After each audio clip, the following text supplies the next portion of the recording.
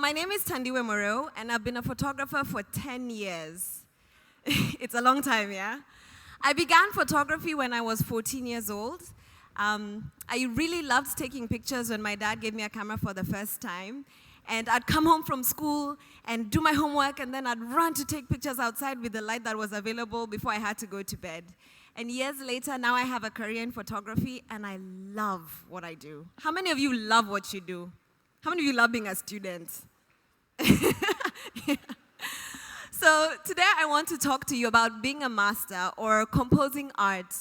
And whenever I'm hired by a client to shoot an editorial or to create a piece, there's a 4-step process I go through, and I want to share that with you today. So the first thing I do when I'm commissioned is the client will give me the concept, and I'll decide, what do I want to do with this? What is the idea? So for the shoot that you're seeing on the screen right now, the client told me that they wanted a desert-themed editorial to go in a magazine. Because the clothes were very light and airy, they wanted to show them in a more hot environment. So the first thing I did upon getting that brief was, what images or what content online inspires me and that I can use to then bring this theme to life? So I look at images, I look at music videos, I look at songs, anything that inspires me, or as a creative, whether you're a filmmaker, whether you're a painter, anything can inspire you. And from there, I break it down into the core elements. So I really like this picture. Why do I like this picture? Is it the colors? Is it the model? Is it the mood that it's giving? Then I use those to decide the final piece I want to create. The next step in the process is the method. So I know what I want to create. How do I do it? And I found, as a creative, especially in Africa, sometimes you need to employ creative problem solving. So for this particular shoot, we were supposed to go to Magadi to shoot, but we realized very quickly that because of our schedules, we weren't going to be able to make it in time. So I had a problem. I needed to create a desert, and I couldn't go to a desert. After some thinking, I realized that I can actually create a desert in the studio using a projector. So that's what we did. And so we faked a desert in studio using the projector.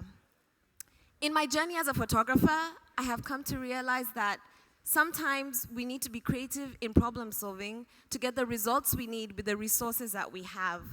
For example, when I was beginning, at 17, I bought my first camera, and I used every single shilling I had to buy that camera. So there was no money left after that. And photographers use more than just a camera. We also need lights. We also need the umbrellas that go on the lights. You need the backdrops if you want to work in a studio. And I had none of those. But I realized that I could use my bed sheets as backdrops. So if somebody booked me for a shoot, what I'd do is I would go make sure that my bed sheets were washed the day before. Before they came, I'd iron them, and then I'd hang them on a line, and I had a studio. I'd also use foil paper. You know the one you use for cooking? The really shiny one, yeah? I used to use that to bounce sunlight into the faces of my subjects because I didn't have anything else to use. Thankfully now, I have the things that I need, but I used creative problem solving to get the results I needed with the resources that I had. The third step in the creation process is the team. Art is not created in isolation. You need to work together with other artists to create masterpieces.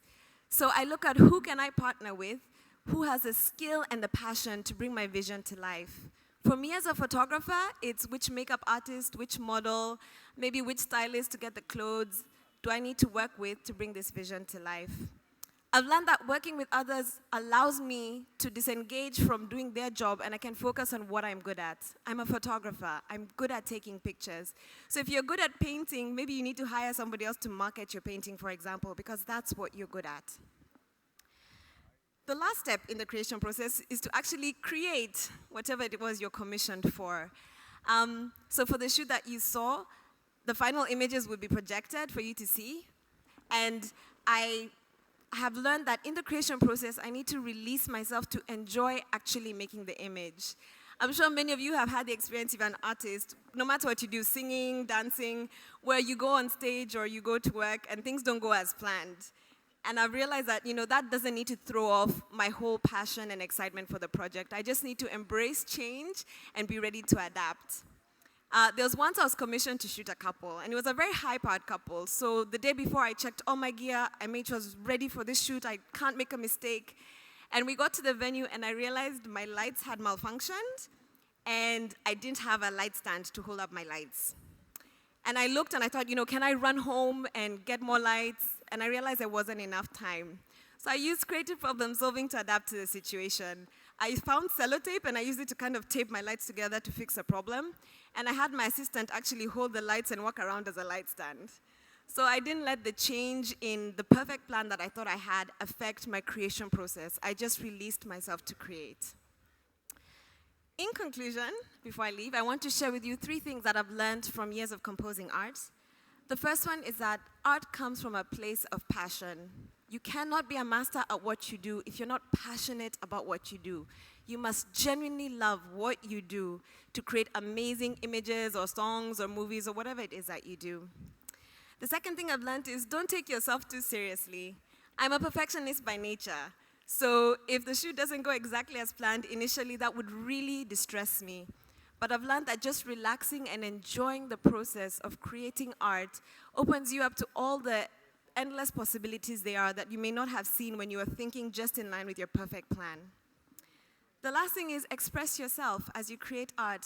Part of being a master at what you do is allowing who you are and your unique nature to influence your art.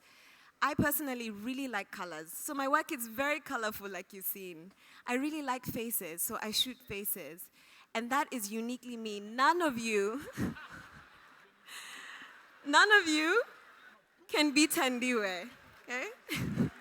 If, for example, you love black and white, then that should be what you uniquely do. Nobody can be the best version of you. You are the most unique version of yourself. And you need to allow that to influence your art as you create and become a master at what you do. So I hope what I've shared with you today about being a master will help you in your own journey as you become your own boss. Thank you.